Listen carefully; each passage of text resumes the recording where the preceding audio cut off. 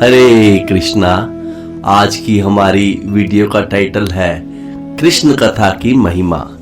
पिछली वीडियो में हमने देखा था महाराज परीक्षित प्रश्न कर रहे थे सुखदेव गोस्वामी जी से कि भगवान मुकुंद जो हर एक को मोक्ष देने वाले हैं, जो 6 ऐश्वर्यों से पूर्ण है, वे अपने पिता का घर छोड़कर ब्रिज में क्यों गए।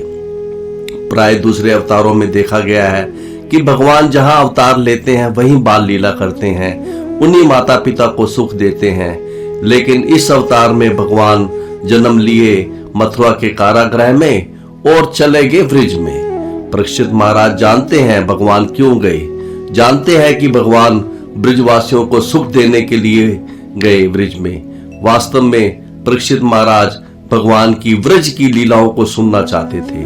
वह यह भी सुनना चाहते थे कि किस प्रकार भगवान मथुरा के कारागृह में प्रकट होकर भगवान ने किस प्रकार अपने पिता वासुदेव की गोद में मथुरा की गलियों को पार करते हुए, यमुना जी को पार करते हुए किस तरह भगवान नंद महाराज जी के घर पर गए।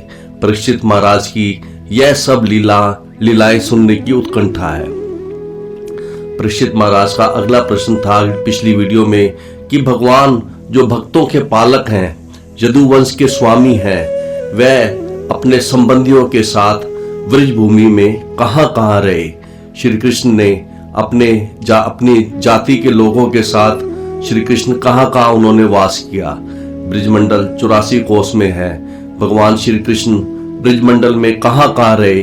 गोकुल में, महावन में, वृंदावन में, नंदगांव आदि स्थानों में। भगवान ब्रिजमंडल में भिन्न भिन्न स्थानों पर निवास करते थे। ब्रिज में काउओं का पेट भरने के लिए कई स्थानों पर जाना पड़ता था। महाराज परीक्षित इस प्रश्न में श्री कृष्ण की वृंदावन की लीलाओं के बारे में पूछ रहे थे। वह श्री कृष्ण की वृंदावन लीलाओं को सुनने के लिए अत्यंत उत्सुक थे। महाराजा परीक्षित का अगला प्रश्न था कि भगवान केशव ने ब्रिज में रह करके कौन कौन सी लीला की और मथुरा जी में रहकर भगवान केशव ने क्या क्या लीला की और द्वारका जी में रह करके भगवान ने क्या क्या लीला की। संपूर्ण कृष्ण लीला के लिए प्रश्न कर रहे हैं परीक्षित महाराज। वह भगवान श्री कृष्ण की ब्रिज लीला, माथुरी लीला और द्वारवती लीला सुनने के लिए उत्सुक है। अगले प्रश्न में परीक्षित महाराज पूछते हैं कि भगवान ने अपने मामा अर्थात अपनी मां के भाई को क्यों मारा। शास्त्र जिसकी रंच मात्र भी अनुमति नहीं देते। प्रश्न का बीज यह है कि कंस ने क्या क्या गलती की, कंस ने क्या क्या अत्याचार किए जिससे भगवान ने कंस का वध किया। महाराज परीक्षित वास्तव में भगवान के कंस वध की लीला को कहलवाने के लिए प्रश्न कर रहे थे। मामा का पद पिता के तुल्य होता है।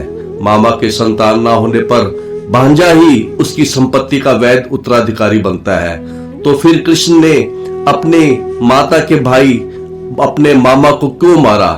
महाराज परीक्षित को ये बातें जानने की अत्यंत उत्सुकता थी। अगले प्रश्न में परीक्षित महाराज सुखदेव गोस्वामी जी से पूछ रहे थे कि सर्वसमर्थ परम ईश्वर भगवान श्री कृष्ण मनुष्य का शरीर विग्रह प्रकट करके भगवान श्री कृष्ण ने मनुष्य का शरीर स्वीकार करके भगवान कितने वर्षों तक वृष्णि के वंशजों के साथ द्वारका जी में रहे। भगवान ब्रिज में 11 वर्ष तक रहे, मथुरा में 18 वर्ष और द्वारका में 100 वर्ष। कुल मिलाकर श्री कृष्ण इस धरती पर प्रकट रहे 129 वर्ष। अगला प्रश्न परीक्षित महाराज पूछते हैं कि भगवान श्री कृष्ण प्रभु की कितनी पत्नियां हुई। परीक्षित महाराज जानना चाहते थे कि भगवान की कितनी पत्नियां थी, कैसे कैसे उन सब के साथ भगवान का विवाह हुआ, भगवान ने उनके साथ क्या क्या लीला की, क्या क्या विनोद आदि किया। इन सब को सुनने की इच्छा उत्सुकता थी परीक्षित महाराज की। फिर आगे परीक्षित महाराज कहते हैं सुखदेव गोस्वामी जी से कि हे मुनि, मैं तो मंद बुद्धि हूं, पूछना भी नहीं जानता, इसलिए मैंने जो पूछा है वह भी मुझे सुनाइए और जो मैंने नहीं पूछा है वह भी मुझे सुनाइए। भगवान श्री कृष्ण के सारे कार्यकलापों को, भगवान श्री कृष्ण की सारी लीलाओं को विस्तार से सुनाइए, क्योंकि आप सर्वज्ञ हैं, दिन रात श्री कृष्ण की लीलाओं का चिंतन करते रहते हैं, आप उनकी लीलाओं को बोलने में समर्थ है, आप अपनी बुद्धि से सुनाइए। गुरु महाराज जी कहते हैं, विचार कीजिए, 3 दिनों के अंदर भगवान की सभी लीलाओं को, 129 वर्ष की लीलाओं को कैसे बोला जा सकता है? लेकिन परीक्षित महाराज भगवान की सभी लीलाओं को सुनना चाहते हैं। कितना लोभ है, कितनी लालसा है परीक्षित महाराज को, और वह कृष्ण कथा सुनते सुनते ही शरीर त्यागना चाहते हैं। 7 दिनों के भीतर मरने की तैयारी करने के उद्देश्य से महाराज परीक्षित ने भोजन तथा जल ग्रहण करना छोड़ दिया था। उनके जीवन के अंतिम 3 दिन शेष थे। मनुष्य होने के नाते उनको भूख तथा प्यास लगनी स्वाभाविक थी। मान लो सुखदेव गोस्वामी जी कहे, हे राजन, भूख और प्यास से आप व्याकुल हो रहे होंगे, तो मैं आपको कुछ देर रुक करके आपको कथा सुनाऊं तो इसमें क्या हर्ज है, आप कुछ विश्राम कर लीजिए। तो इस पर परीक्षित महाराज कहते हैं, नहीं नहीं, आप कृष्ण कथा को चलने दीजिए, आप इस अमृत को रोकिए मत, इस हरि कथा अमृत को चलने दीजिए। मैं भूख तथा प्यास से तनिक भी विचलित नहीं हूं।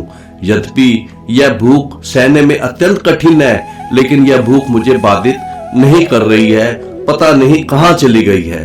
परीक्षित महाराज ने कई दिनों से पानी तक भी नहीं पिया था। देखा गया है कि जल छोड़ने से भूख और तेज हो जाती है। यद्यपि भूख बढ़ी हुई है, लेकिन परीक्षित महाराज जी कहती है, लेकिन मुझे बाधित नहीं कर रही है। जैसे ये कहा जाए कि प्रचंड अग्नि जल रही है, फिर भी मुझको नहीं जला रही। क्यों भूख बाधित नहीं कर रही? क्योंकि मैं आपके श्री मुख से आपके मुख कमल से झरते हुए अमृत अर्थात हरि कथा के अमृत का पान कर रहा हूं। मैं हरि कथा सुन नहीं रहा हूं, मैं हरि कथा पी रहा हूं। अर्थात कथा सुनने में इतना आनंद हो रहा है कि भूख की विस्मृति हो गई है, भूख याद नहीं है। ध्यान दीजिए, भूख है, लेकिन उसका प्रभाव महाराज परीक्षित पर नहीं पड़ रहा। क्या प्रभाव है? गुरु महाराज जी कहते हैं, क्या प्रभाव है भगवान की कथा का? कृष्ण कथा ऐसी है, संसार के दुखों का स्मरण नहीं रहता, और तो और संसार के सुखों का भी स्मरण नहीं रहता। कृष्ण कथा समस्त पाप राशि को बहा देती है, सुखी कर देती है। गुरु महाराज जी कहते हैं, वास्तव में यदि हमें सुख चाहिए, आनंद चाहिए, तो हमें श्री कृष्ण की कथाओं का आस्वादन करना चाहिए। तो यहां तक हमने पिछली वीडियो में किया था। तो आज की भागवत पाठ की श्रृंखला में आज के प्रथम श्लोक में जब सुखदेव गोस्वामी जी ने महाराज परीक्षित की प्रार्थना को सुना, तो सुखदेव गोस्वामी पर क्या असर हुआ, यहां पर श्री सूत गोस्वामी जी कह रहे हैं। सूत गोस्वामी जी कहते हैं, एवं निशम्ये भृगुनंदन साधुवादम व्यास की स भगवानथ विष्णुरातम प्रत्यचर्ये कृष्ण चरितम कलिकल्मष घनम व्याहर्तुम आरभत भागवत प्रधान। कहते हैं कि सूत गोस्वामी जी कहते हैं कि हे भृगुनंदन, हे शौनक ऋषि, इस तरह से जब परीक्षित महाराज ने प्रार्थना की कि मुझे भगवान की लीलाओं को सब सुनाइए, तो ऐसी प्रार्थना सुनकर जो व्यासकी है अर्थात परम आदरणीय सुखदेव गोस्वामी जी हैं, जो कि व्यासदेव जी के पुत्र हैं, उन्होंने विष्णुरातम अर्थात विष्णुरात अर्थात परीक्षित महाराज, परीक्षित विष्णुरात का अर्थ है जो भगवान विष्णु द्वारा सुरक्षित है। उन्होंने महाराज परीक्षित को साधुवादम, उन्होंने महाराज परीक्षित को साधुवाद दिया, धन्यवाद दिया। उन्होंने पहले महाराज परीक्षित के प्रश्न का अभिनंदन किया। बहुत ही प्रसन्न हुए सुखदेव गोस्वामी। सुखदेव गोस्वामी जो कि भागवत प्रधान है, समस्त भगवान के भक्तों में प्रधान है सुखदेव गोस्वामी जी, उन्होंने बहुत प्रसन्न हुए और प्रसन्न होकर उन्होंने प्रत्यचर्य अर्थात उन्होंने परीक्षित महाराज को उन्होंने सादर नमस्कार किया। प्रत्यचर्य प्रश्न उठता है कि सुखदेव गोस्वामी जी ने परीक्षित महाराज को प्रणाम क्यों किया?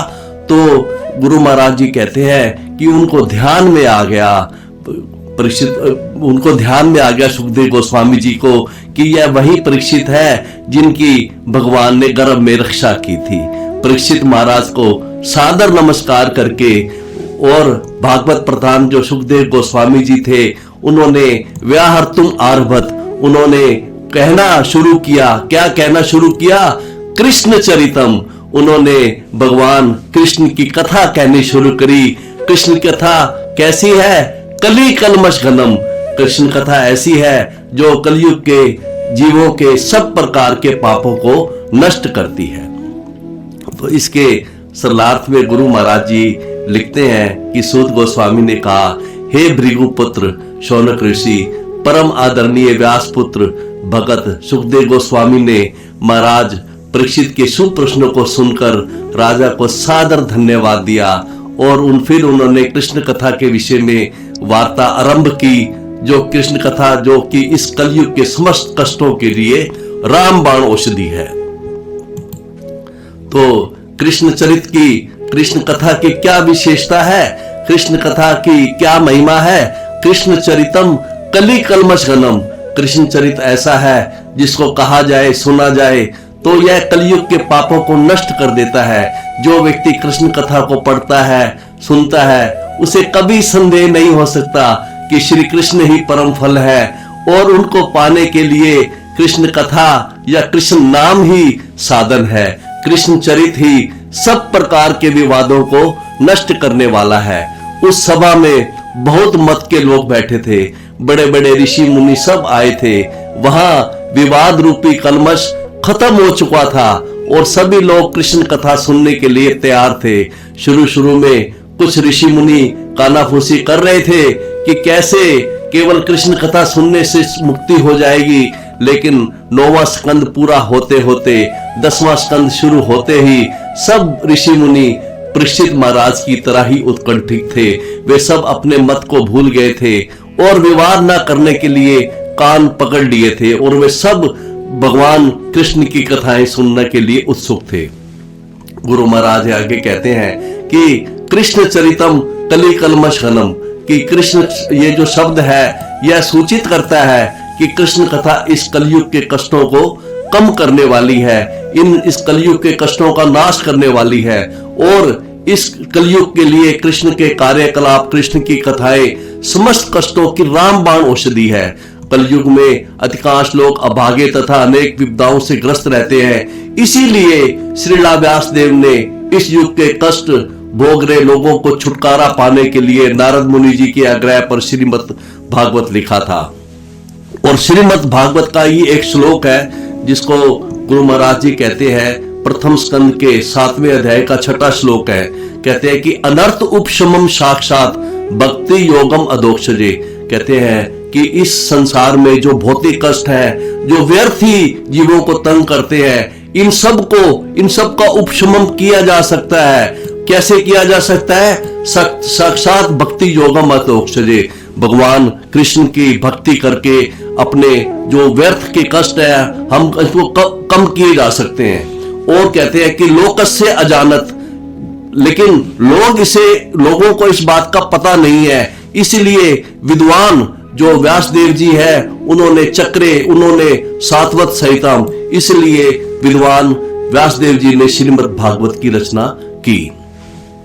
तो इस तरह से कृष्ण कथा की यह महिमा है कि कृष्ण कथा कलयुग के सब पापों को नष्ट करती है। तो ये सूत गोस्वामी जी इतना कहने के बाद अब अगले श्लोक में सुखदेव गोस्वामी जी कह रहे हैं, श्री शुक वाचे। 2 श्लोकों में सुखदेव गोस्वामी जी ने कृष्ण कथा का अभिनंदन किया है, कृष्ण कथा की फिर महिमा बताई है। कहते हैं कि सुखदेव गोस्वामी जी कहते हैं वह महाराजा परीक्षित की बुद्धि की प्रशंसा कर रहे हैं कि कहते हैं कि सम्यक व्यवस्था बुद्धि तव राज ऋषि सत्तम। कहते हैं कि हे राज ऋषियों में श्रेष्ठ राज ऋषि सत्तम, आपकी जो बुद्धि है वो बड़ी ही आपकी बुद्धि पूरी तरह से स्थिर है। आपकी बुद्धि ने ठीक ठीक निर्णय लिया है। और क्या निर्णय लिया है परीक्षित महाराज की बुद्धि ने? परीक्षित महाराज की बुद्धि ने निर्णय लिया है कि अब मुझे केवल कृष्ण कथा ही सुननी है, यही सर्वोपरि लाभ है। वो कहते हैं सुखदेव गोस्वामी जी, हे राजन, आपकी बुद्धि का निर्णय बिल्कुल ठीक है, और जिस बुद्धि से वासुदेव कथायाम ते यत जाता नैष्टिकृति, जिस बुद्धि से आपकी वासुदेव कृष्ण की कथाओं में नैष्ठ की अर्थात अनवरत गति उत्पन्न हो गई है, तो ऐसे उन्होंने उनकी बुद्धि की प्रशंसा की। तो इसके सरलार्थ में गुरु महाराज जी ने लिखा है, श्री सुखदेव गोस्वामी कहते हैं, हे राज ऋषियों में श्रेष्ठ, चूंकि आप वासुदेव की कथाओं के प्रति अत्यधिक आकृष्ट हैं और निश्चित रूप से जो आपकी बुद्धि है आध्यात्मिक ज्ञान में स्थिर है, आपकी बुद्धि ने बिल्कुल ठीक निर्णय लिया है, और यही वासुदेव की कथाओं में आकर्षण होना, यही मानवता का एकमात्र असली लक्ष्य है। क्योंकि यह आकर्षण अनवरत रहता है, इसलिए निश्चित रूप से उत्कृष्ट है। गुरु महाराज जी कहते हैं कि परीक्षित महाराज के लिए कृष्ण कथा इतनी प्रिय है जितना उनको अपना जीवन प्रिय नहीं है। अगर वो चाहते तो कई उपाय करके अपने आप को श्राप से बचा सकते थे, तक्षक नाग से बचा सकते थे। जिस व्यक्ति को भगवान ने गर्भ में ब्रह्मास्त्र से बचाया था, वह भगवान निश्चित ही श्राप से भी बचा सकते थे, लेकिन अब परीक्षित महाराज जीना नहीं चाहते थे। वह कृष्ण की कथाओं में इतने तल्लीन थे, उन्होंने मुनियों से आशीर्वाद मांगा था कि मैं जहां भी जन्म लूं भगवान कृष्ण में मेरा प्रेम हो। पहला आशीर्वाद उन्होंने ये मांगा था, वर मांगा था, और दूसरा वर उन्होंने मांगा था कि भगवान के भक्तों से ही मेरा साख्य हो, और तीसरा वर उन्होंने मांगा था कि मैं स्पष्ट प्राणियों का हितेशु हो बनूं। 3 वर मांगे थे। उन्होंने कहा था कि मुझे अपनी मृत्यु की चिंता नहीं है, मुझे अपने मृत्यु की तनिक भी चिंता नहीं है, क्योंकि एक तो मैं माँ गंगा के किनारे हूँ, माँ गंगा के आश्रय हूँ, और दूसरा गंगा नदी के किनारे बैठकर, माँ गंगा के किनारे बैठकर मैं हरि कथा सुन रहा हूँ। कहने लगे कि आप कृष्ण कथे कहते रहिए, मैं सुनते सुनते कृष्ण कथा मैं अपना शरीर त्यागना चाहता हूं। यह लालसा थी परीक्षित महाराज को, उनको जीने की लालसा नहीं थी। धन राज आदि की तो लालसा तो बहुत दूर की बात है, उनको तो जीने की लालसा भी नहीं थी। इसलिए भरी सभा में सुखदेव गोस्वामी उनकी बुद्धि की प्रशंसा कर रहे हैं कि आपकी बुद्धि ने बड़ा अच्छे निर्णय लिया है, कि आपने निर्णय ये लिया है कि मुझे अब केवल श्री कृष्ण की कथाएं ही सुननी है। तो अगले प्रश्न में कहते हैं, सुखदेव गोस्वामी जी कहते हैं, वासुदेव कथा प्रश्न पुरुषांतरीन पुनाति ही। कहते हैं सुखदेव गोस्वामी जी कहते हैं कि वासुदेव कथा प्रश्न, कि वासुदेव कृष्ण की लीलाओं तथा उनके गुणों के विषय में हे परीक्षित महाराज जो आपने प्रश्न किए हैं ना, वह प्रश्न इतने सुंदर है कि उनको सुन करके यहाँ जितने ऋषि मुनि यहाँ पर हैं, उनके सबके मन की दुर्वासनाएं समाप्त हो गई हैं। यह आपके प्रश्न हम सब लोगों को पवित्र बना रहे हैं। और कैसे पवित्र बना रहे हैं?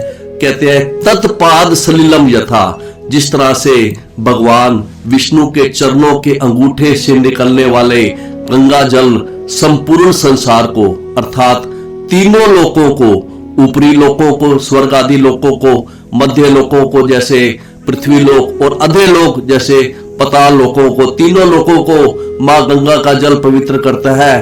उसी तरह से आपके यह प्रश्न, आपके द्वारा पूछे गए श्री कृष्ण की लीलाओं के विषय में पूछे गए प्रश्न तीनों प्रकार के व्यक्तियों को पुरुषांतरीन पुनाति ही, तीनों प्रकार के व्यक्तियों को पुनाति पवित्र करती है।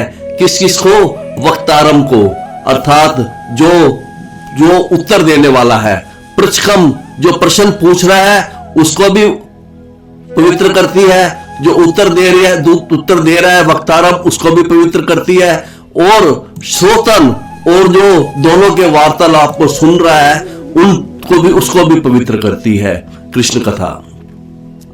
तो इसके सरलार्थ में गुरु महाराज जी लिखते हैं कि भगवान विष्णु के चरणों के अंगूठे से निकलने वाली गंगा, मां गंगा, तीनों लोकों, ऊपरी लोकों स्वर्ग लोक जैसे, मध्य जैसे पृथ्वी लोक, अधे लोक जैसे पवित्र, तीनों लोकों को जैसे मां गंगा पवित्र करती है, उसी प्रकार से जब कोई व्यक्ति भगवान वासुदेव कृष्ण की लीलाओं तथा गुणों के विषय में प्रश्न करता है, तो तीनों प्रकार के व्यक्ति है ना, उत्तर देने वाला हो, प्रश्न करने वाला हो, और जो सुनने वाले हैं उस कथा में जो बैठे हैं, उस तीनों शुद्ध हो जाते हैं। यहाँ गुरु महाराज जी कह रहे हैं कि यहाँ सुखदेव गोस्वामी उदाहरण दे रहे हैं मां गंगा का, कि तीनों लोकों में मां गंगा जी की धारा है। स्वर्ग लोक में मां गंगा की धारा को मंदाकिनी कहा जाता है, और पृथ्वी लोक में इसे भागीरथी, और पाताल लोक में इसे पाताल गंगा कहा जाता है। मां गंगा तीनों लोकों के जीवों को पवित्र करती है। गुरु महाराज जी कहते हैं कि क्यों गंगा जी में ऐसी शक्ति है, क्योंकि भगवान के चरणों के साथ गंगा जी का संबंध है। मां गंगा, मां भगवान के चरणों से निकली है। मां गंगा जैसे पवित्र कर चुकी है, कर रही है, और आगे भी करती रहेगी युगों युगों तक।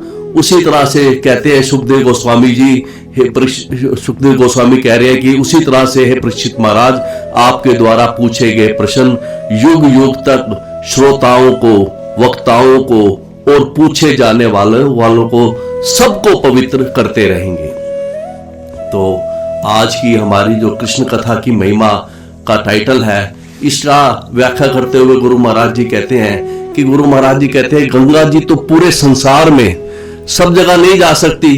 गंगा जी के साथ तो एक व्यवस्था है कि यह एक निश्चित धारा में ही बहती है, लेकिन यह जो भागवत रूपी गंगा है, कृष्ण कथा रूपी गंगा, यह तो पूरे विश्व में घूम सकती है।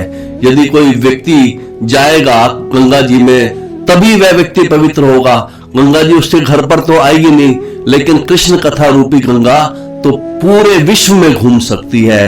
गुरु महाराज जी कहते हैं कि गंगा जी में यदि कोई डुबकी लगाए तो ऐसा नहीं है केवल वही पवित्र होगा, उसके परिवार के भी कई लोग पवित्र होते हैं। उसी तरह से कृष्ण कथा में कोई डुबकी लगाता है तो उसके वो अकेला पवित्र नहीं होता, उनके वंश के भी कई लोग पवित्र होते हैं।